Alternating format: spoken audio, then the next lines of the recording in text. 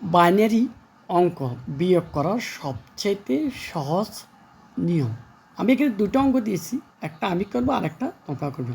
তাহলে আমরা জানি 0 সমান 1 দিব, তারপর তার ডবল নিব, আবার 1 সমান 2 নিব, আবার 1 সমান 4 নিব, 0 সমান কত 8 নিব, তারপর আবার 1 সমান তার ডবল, তাহলে 16 অত নিলাম।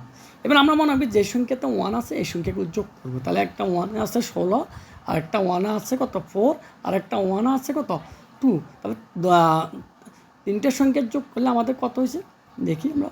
তাহলে আমাদের 22। নিচে একই সংখ্যা, যে সংখ্যা 1 আছে এগুলো যোগ করবো, আর যেগুলোর মধ্যে 0 আছে এগুলো যোগ করবো না।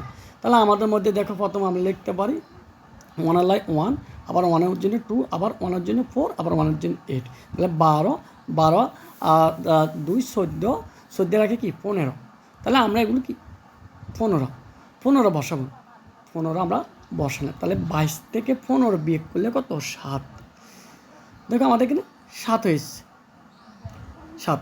তাহলে এবার আমরা এমন হয় 7 কোনো বাইনারি সংখ্যার সাথে যদি আমরা যোগ মিলে ওইটাই আমাদের কি বিয়োগফল হবে।